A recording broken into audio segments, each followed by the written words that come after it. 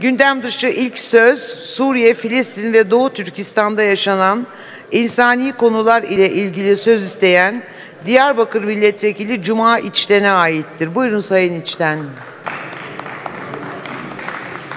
Tabii ki her zamanki gibi biraz sessiz olursak. Sayın Başkan, değerli milletvekilleri, insanlığın onurunun 1949 yılından beri ayaklar altına alındığı yerlerden biri olan Doğu Türkistan'a selam olsun.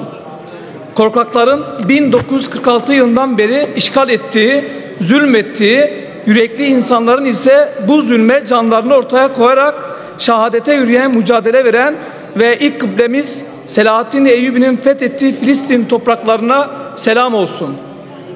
1982 yılında katliamı 1982 yılında Hama katliamı ile 2011 yılından beri de Halep'te, Rojava'da, Şam'da, Guta'da, Kobani'de, Sincar'da, Esed'e ve IŞİD tarafından katledilen insanların hesabını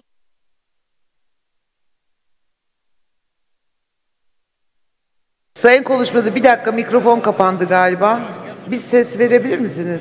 Evet Sayın Başkanım. Devam edin lütfen. Baştan mı almam lazım Sayın Başkanım? Devam edin, açıldı. Evet. Myanmar'da Budistler tarafından diri diri yakılarak şehit edilenlere selam olsun. Orta Afrika'da boyunlarına takılı haçlar ile La ilahe illallah diyenler katlediliyor. Bu zalimlere, boyun eğmeyenlere selam olsun. 1949 yılından beri 35 milyon insan komünist Çinliler tarafından katledildi. Hala Doğu Türkistan'da yaşayan Müslüman Türklere soykırım yapılmaktadır. Bu soykırıma dünya her zamanki gibi suskun kalıyor. Doğu Türkistan'a bakınca Kürtlerin geçmişini görüyorum. Uygur Türkleri, Kürtlerin AK Parti iktidarından önceki halleri gibiler. Her gün soykırımlar, göç, işkence, faili meçhul cinayetler, idamlar ve zulümler.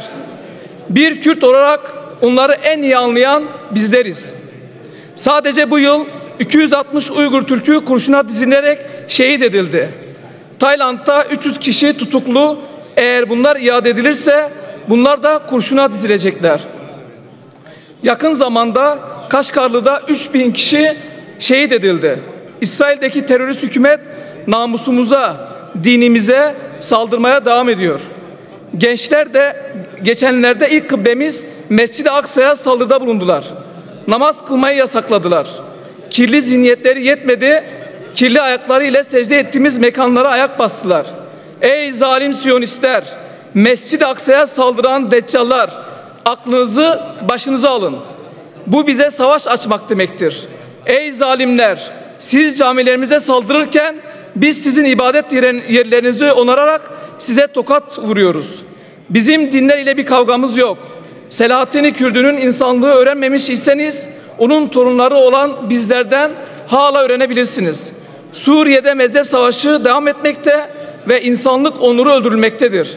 2 milyon insanı misafir eden, 3 yıl içerisinde 5 milyar para harcayan, Suriye'deki Kürtlere yardım malzemesi yollayan, hastaları, yararlıları tedavi eden, peşmergelerin geçişini sağlayan, din, dil, ırk ve mezhep demeden herkese kucak açan tek ülke olduk elhamdülillah.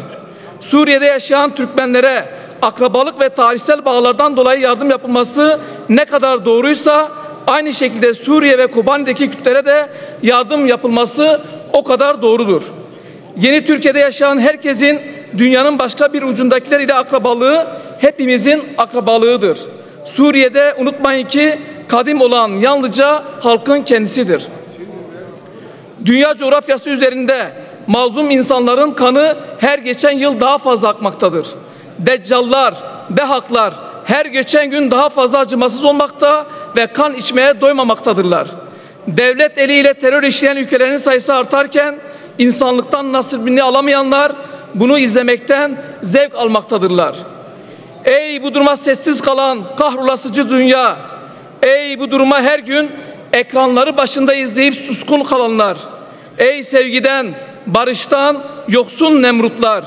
Durun, biz varız. Daha henüz ölmedik. AK Parti, AK kadro ve Türkiye var. Zalimlerin korkulu rüyası Sayın Cumhurbaşkanımız Recep Tayyip Erdoğan ve Sayın Başbakanımız Profesör Doktor Ahmet Davutoğlu var.